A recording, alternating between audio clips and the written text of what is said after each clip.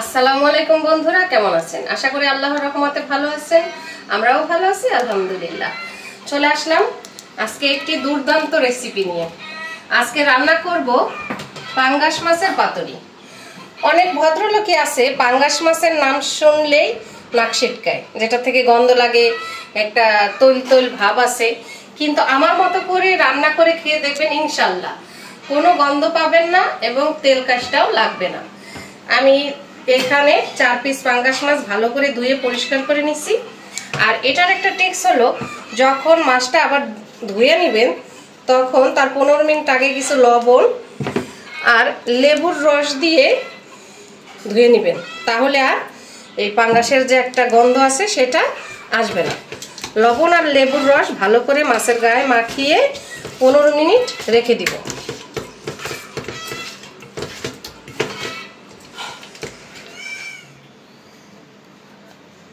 মাছটা লবণ মেখে রাখছি, ওখানে 15 মিনিট রেস্টে রাখতে হবে, তারপর ধুয়ে ফেলবো। এই ফাঁকে আমি মশলাটা তৈরি করে নেই পাতুরির জন্য। এখানে নিয়ে নিছি মরিচ, সরিষা, পেঁয়াজ, রসুন আর আদা। এগুলো শিলপাটা একসাথে বেটে নিব।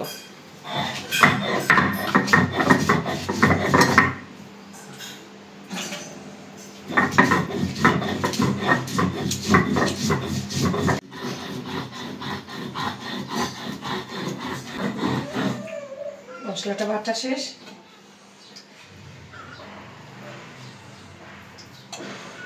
উঠাই নেব।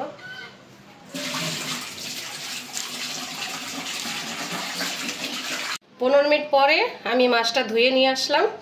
আর এই যে মশলাটা বেটে নিয়ে আসছি, এই বাটা মশলার সাথে আবার কিছু এক্সট্রা গুঁড়া মশলাও যোগ করছি, যেহেতু আমি হলুদ বাটি নাই।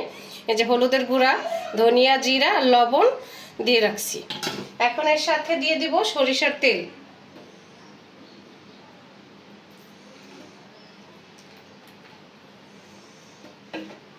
এখন সব মশলা আমি একসাথে মাখাই নিব।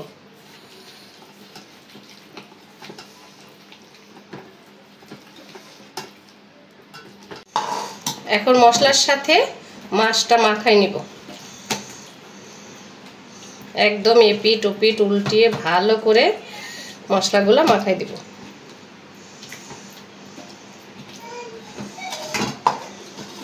একে একে সব মাছগুলোর গায়ে মশলা মাখাই দিব।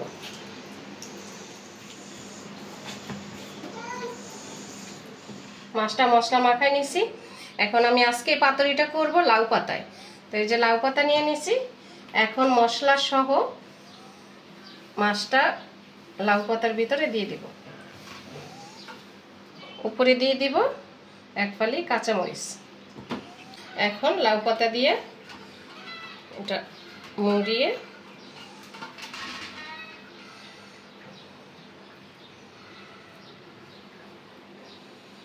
বাইদা দিব।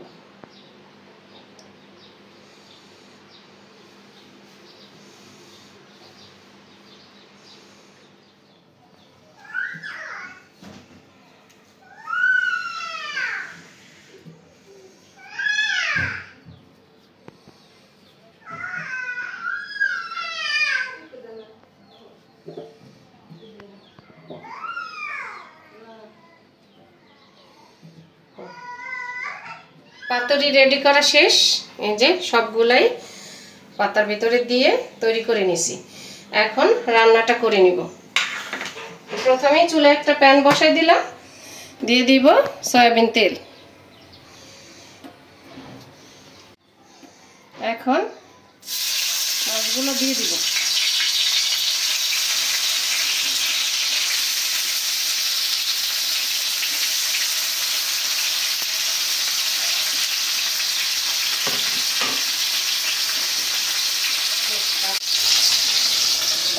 ঢাকা দিব।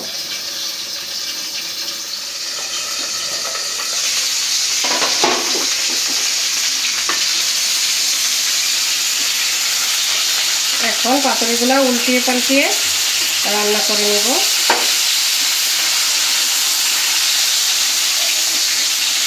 এখনই তো কি সুন্দর ঘ্রাণ বেরিয়েছে।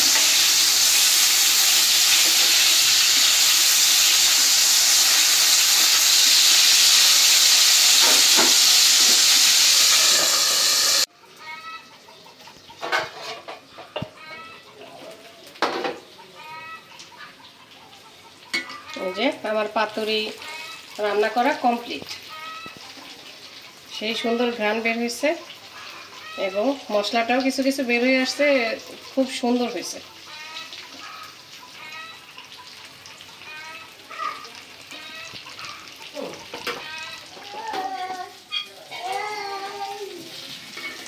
হয়ে গেল আমার চমৎকার পাঙ্গাস মাছের পাতুরি। আমি মাঝে মাঝেই খাই, খুবই অসাধারণ এবং আমার বাসার লোকজনও খুব প্রশংসা করে খেয়ে। আপনারাও বাসায় ট্রাই করবেন। আর যারা পাঙ্গাস মাছ খেতে অনীহা করে তাদেরও এভাবে করে খাওয়াই দেখতে পারেন, আশা করি তারাও পছন্দ করবে। পাতুরি তো রান্না করে নিয়ে আসলাম, এখন খেয়ে দেখব কিরকম হলো।